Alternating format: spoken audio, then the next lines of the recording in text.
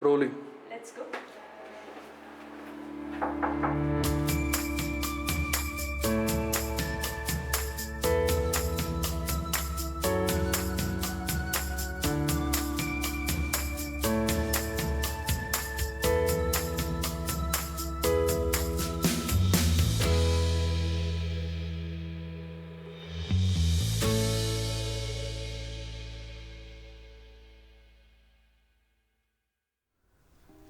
Hello everyone.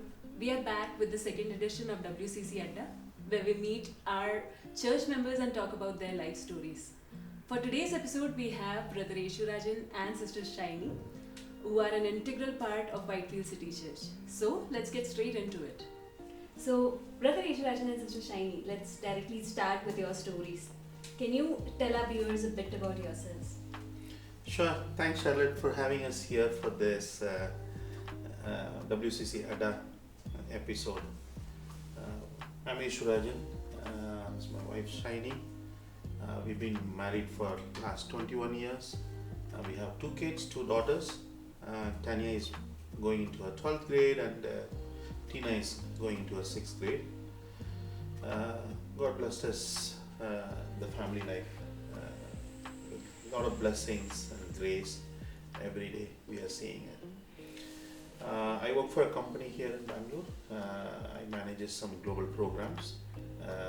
God is helping us in the job as well. We both hail from Tamil Nadu. I born and brought up in Madurai. Shiny born and brought up from southern part of Tamil Nadu, Kanyakumari, near to Kanyakumari. We both come from the pastoral family. So both our parents are pastors doing ministry in the village.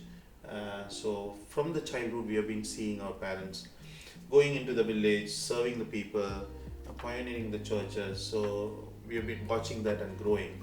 So that is another blessing what we could see in our life, even though we took part very small level or whatever we could do. But when we grow in our career, in our life, we are seeing God's favor and His grace upon us. So that's pretty much about us and our little bit background of us. So I'm sure through all these years of marriage, you would have seen a lot of ups and downs in your lives. So can you tell us a bit about how the gospel has helped you to navigate through all the seasons of your family life? Yeah, that's a good one. I won't say ups and downs, but I would say that there are a lot of roller coaster rides we've gone through. It's like we got married in 2001. Just after the marriage, in 3 months, we got married when I was in Mumbai. Just after 3 months after the marriage, we had to move out of Mumbai. Not a pleasant one when we left Mumbai, but when we reached to the destination where God placed us, we understood the God's presence and His way of leading us towards, right? So we moved multiple cities. From Mumbai we moved to Chennai, then we moved to Pune. We were there in Pune for some close to 4 years. Then we moved to Cochin. We were there in Cochin for near about 7 years. In 2011 is when we came to Bangalore. So God blessed us each and every time when we move the cities, move the jobs. There are a lot of changes, right? Not only for us, even for the kids also. The environment is changing, and you are shifting the house, you are shifting the job. Everything is different. God has been so faithful and leading us through and guiding us through. We literally seeing His hand of protection and presence upon us, and how to lead our life in the new situations. You got me? So that means wonderful. Without the gospel, we couldn't move these hurdles, or we would come across or move in the life, or we could have gone to this level, right? Gospel helped us to be in faith with the Lord, even though situations are not favorable, the surroundings are not favorable. God is so faithful, so that led us so far. I have heard of you that you have really wonderful testimonies of what God has done in your lives. So would you like to? I would really love to hear some of those. So can you share that? Yeah, definitely. I want Shiny to share the testimony part, so she'll be able to share this. Yeah, actually, I will share from before marriage what happened to me. So from that, I will start. 98, my dad was ministering in a village. So after them on Monday morning, when we are coming from the church, we met an accident close to our place, and one big bus was coming, and my bike got scared, and me, my dad, and my niece were there. So we three were thrown out from the bike, and the bus first wheel crossed, and before the second wheel, I have gone inside the bus, and it's a big junction. Lots of people are there. So I thought nobody is coming inside to check whether I am alive or not. So I thought my dad and my niece have passed away. Only I am alive inside. So after a while, people are getting scared and people are moving. Nobody is ready to come and take us or anything. So after a while, one uncle came and he saw that I was alive, and he came inside the bus and he took me out. So actually, when the accident has happened, when our bike got skidded and when I was thrown, the driver saw something getting inside the bus. So he put the sudden brake and he stopped there. Normally, when we put the sudden brake, the vehicle moves little bit, but it stopped there.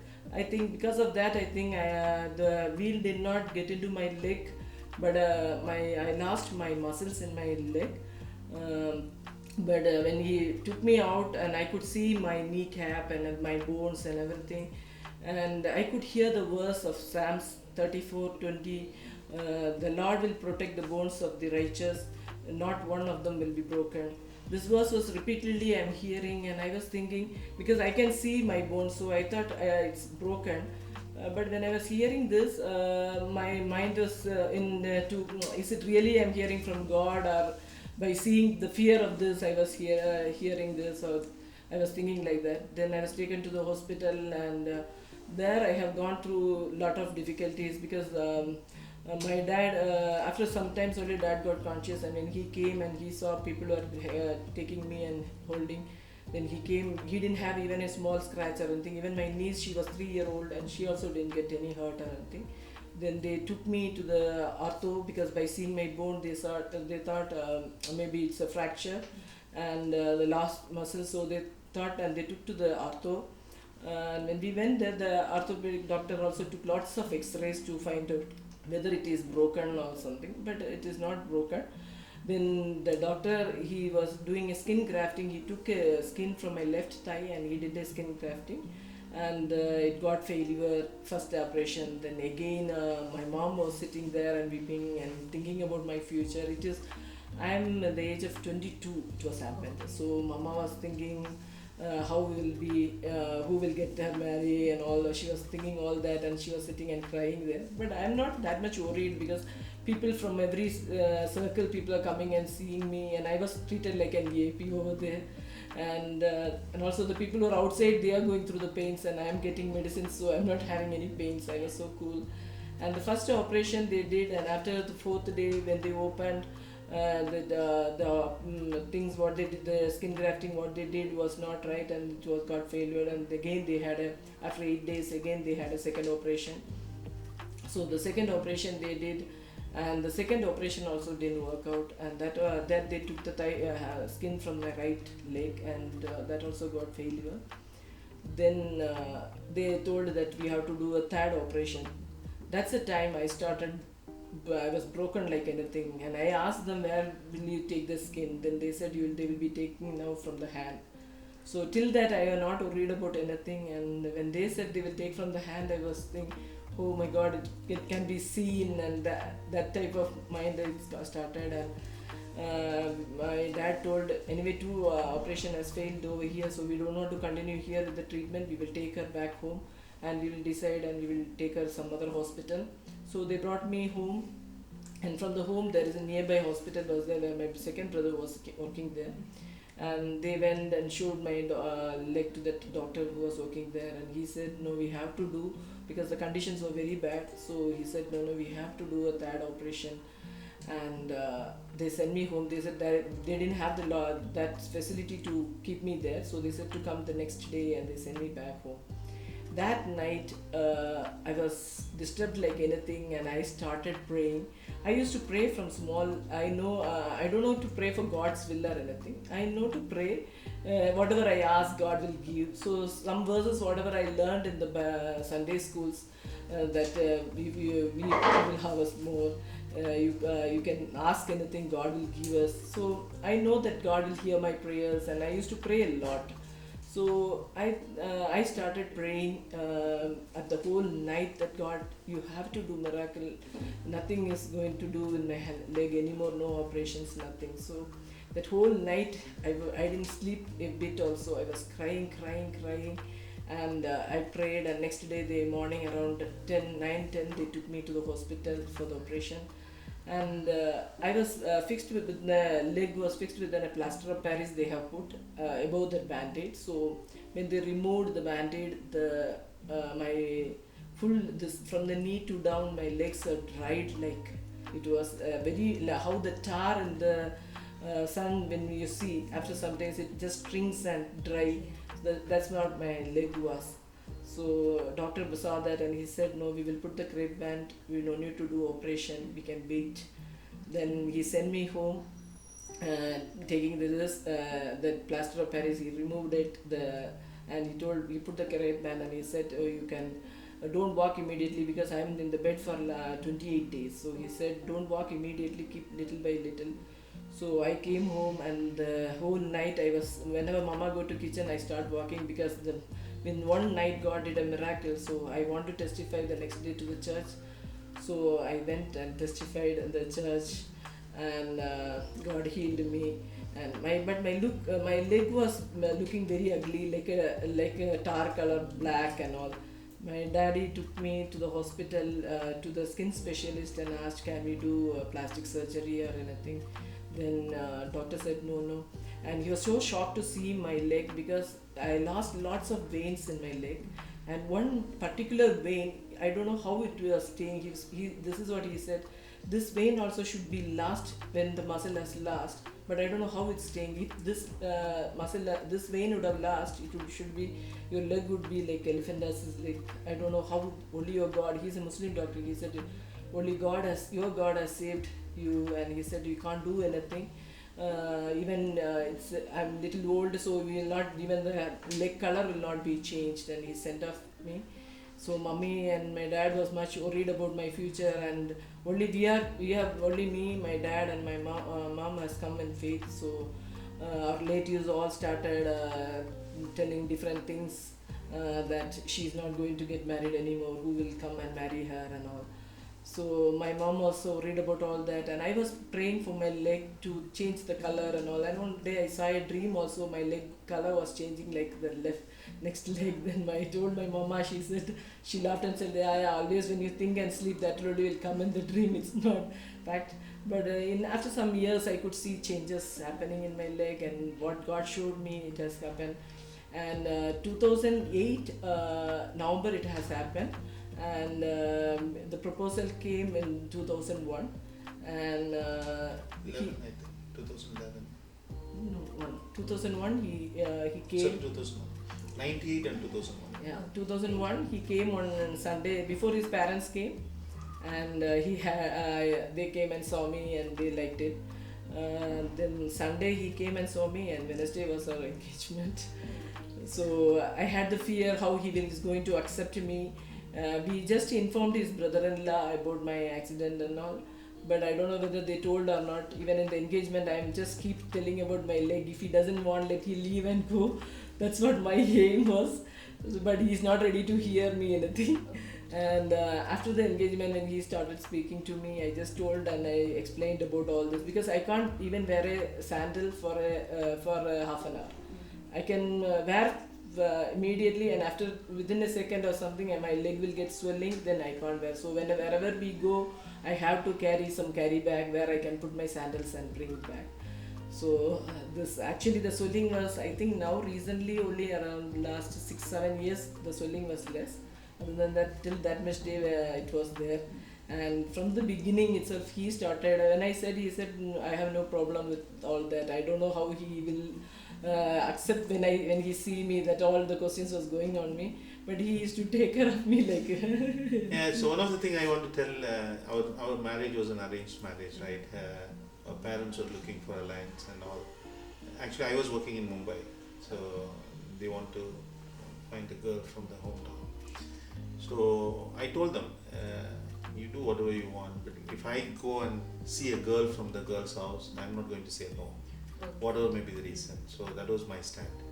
So I said yes, and then we are getting engaged.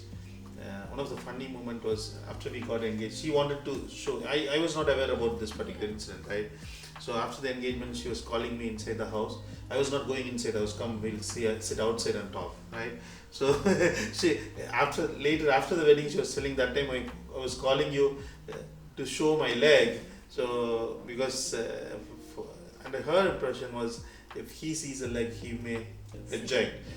If the rejection happens after the marriage, it's better now so that it doesn't move ahead, right? So I was understand like whatever may be the reason. Then after the engagement, she started telling, I met with an accident, there's a muscle loss. I didn't care much about it. I was not, even I didn't think so much. Then after the marriage, we realized it's, but God is helping what she was telling. So at the time of wedding, the leg was so black, and she always get the swelling on the leg, even if she stand for an hour or so. But now the God helped. So it's a lot of changes in the leg, a lot of changes in her health. So God is helping us. Wow, that's a very wonderful testimony, and I'm so glad that none of sister's mother's fears came true. You got a really good husband. That's a very wonderful testimony. Is there a specific testimony of what God has done in your lives post marriage? Yeah, there are a lot of testimonies which we want to share because each and every day and hour God is leading us through the testimonies in our life. But one thing specific I want to talk about is in 2007, Shiny was going through a lot of sickness, a lot of imbalance, not only physical, emotionally she was going through a lot of differences. So we went and checked with the doctor what's going on. They identified there is a thyroid level is not right. So then we went for further test. They identified it's a hyperthyroid and she has to go through medication for the lifetime. She has been worried about the lifelong medication, how we can come out of it. She has been praying for it. There was an encounter where she had with the Lord, because we've been doing fasting prayers, praying with the pastors. A lot of things are going on because they gave a medication, but the medication is not giving us a cure because it's a slow improvement, right? So still we are understanding till the time there are some behavioral changes, everything we couldn't correlate. The moment we got the thyroid results, then we could correlate. A lot of stuffs are going because of that, right? So now being sincerely praying, so the Lord, she had an encounter with the Lord, and God healed her completely from the thyroid. From that day she stopped the medication, and in fact she was continuing the medication because then again when she got healed after continuing medication, she got some kind of reactions. Then when we were praying, you want to say about that? Yeah, God spoke to me without sick, if you take medicine, what will happen? That's the side effect. Then I stopped. I was taking for 1 or 2 months. So she stopped. That's where Tina was conceived, and she got conceived, and we went to the doctor, and doctor was telling it's not when told about the thyroid. You should abort the child, or it may cause problems, right? Again, we want to continue with that. Then doctor was suggesting the medications, thyroid, because during pregnancy, if you don't take medication, the thyroid level may disturb the child. I was religiously buying medication and giving to her, but she's not taking, which I was not aware. I mean, she was telling me that she's taking, but in faith, she don't know, because the Lord clearly told that if you don't have a anything, and if you continue medication, it will disturb. So I was under the impression she was having a medication, but when the child was born, everybody was curious to see, is she fully a baby or any kind of disability or some kind of problem, because that's what everybody was telling. Thyroid, if you conceive, that would be a lot of it may affect the baby though. So everybody is, then we were counting the fingers, we were checking the leg, face and everything, all the organs. So everybody was curious, right? So then after the delivery, everything's done. One day she was telling me that I didn't take any medicine. So yeah, she was in a strong faith. I was like, every time I go and buy medicine. So yeah, in between one incident happened is I didn't buy medicine for a week and she didn't tell me that. And Sunday I asked, we didn't? Yeah, it is got over. I didn't tell. Okay. Anyway, today we are going to the doctor for checkup. So we went to the doctor and checked out the thyroid level was normal. Then I asked the doctor, if we don't take the medicine for a couple of days, will the level go? Yeah, absolutely. Even if you don't take the medicine for one day, the level will change. According to me, she's not taking medicine for 1 week, right? For her, she's never take. But for me, okay, if 1 week we didn't take anything, then I told her that okay. Then after the delivery, when we came home, she told me all the medicines on the back. So it's literally, I gave her the medicine every night on the bed. So she take the tablet, throw it towards the cupboard. So all the medicine was behind the cupboard. So you could see that. So God healed her completely. And you all know the Tina, how God brought her up. So that's a very great testimony in our life. That's really awesome to hear. I think even before marriage and after marriage, sister has struggled with health issues and God has wonderfully healed it. It's so good to hear what God does. Also, sister, you are actively involved in baking business now, and I also know as a couple you both have a heart for hospitality. How is it all coming together for you guys? Actually, we have seen our parents serving people coming to our house and having mummies to make food for them and all. So we also had that mind that we also has to serve people and all. Then we started little by little in where even in Cochin or in Bangalore, wherever we are, we used to call our friends and give. Then everyone used to tell, why don't you start a cafe or a bakery or something. So once we went to one cafe and the way they kept the cafe was different, and I felt like we have to start like this, and we are praying for it. And 2 years back we thought we will start a cafe, and it was a lockdown. Then we thought, okay, we will start from the home first. So we were looking for the name and all, and everybody was coming with different new names, and we are not happy with that. And I was having the coffee morning, and I was telling God, if we want to start, why don't you give a name? So that's how I got the name Knockin. So that Knock In, that was the name. And then I asked, I thought that INN was the hotel, so where they stays and all, and even in the Bible there in Mark, I think. So I went and told Tanu, and Tanu also said, yeah, that's nice name, Mama. And then when I told Ishu was happy with the name, and immediately we called our friend to register, and we could register immediately. So everything happened within some time, and then we thought, okay, we will start little by little with this. So when we started doing, we saw somebody else also in the apartment doing the same thing. Then we thought, okay, we don't want to advertise or anything. It's not nice because we don't have that aim of doing in such a way. So we started little, and whoever we knows, we were telling him, and we could see people coming and ordering and all. And I could also able to write lots of recipes of my own, and I was thinking how God was leading us, and it was so nice the way God was leading till today. Yeah, it's been 2 years now. Even the cafe, what Shiny mentioned about that cafe where we went, so it's a kind of a open house where people can come in. They open up a platform for people just relax and if they have any burdens, they can talk each other. So those kind of place in the cafe was. So Shiny was also talking. Uh, she has a burden for the youth and young.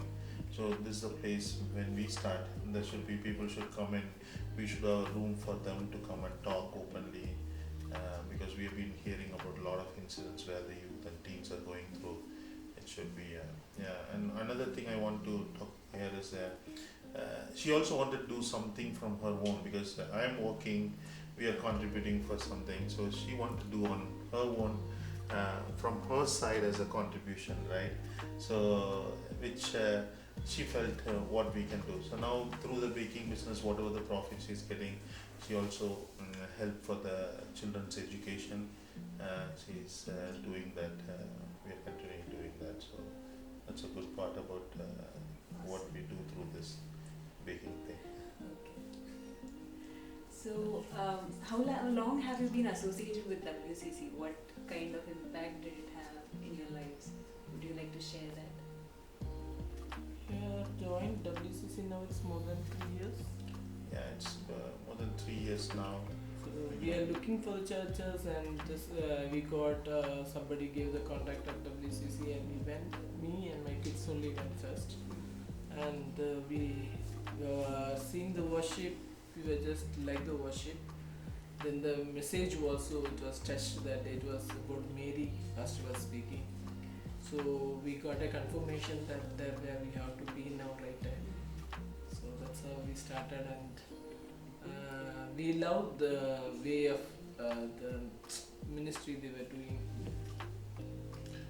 Yeah, one of the things which we want to tell is we've been waiting for Tanya to take baptism. We've been praying for that. That's where when we went to WCC, that's where the baptism classes were going on. Prior to that also, Tanya attended a couple of baptism classes and all. But when she attended the baptism class, she came and told that, yeah, I also want to get baptized. She came and told, we took it very casually, and she's telling normal. Then again after a week, we asked, are you serious? Yeah, I want to take baptism. Are you guys not serious? Oh, okay. Then we talked about pastor, talked to her, and that was one of the thing which is we can't forget, where she got come to the Lord. Before the lockdown. Yeah, it's just before the lockdown. Yeah. Just before the lockdown, her baptism happened. Our parents came in, so it's all Lord's timing. So we were amazed with that. Yeah, it would be so good to see your kids also following your footsteps and following. True. Yeah, that's right. Yeah. Now, since we have heard about their kids, let's meet them, Tina and Tanya.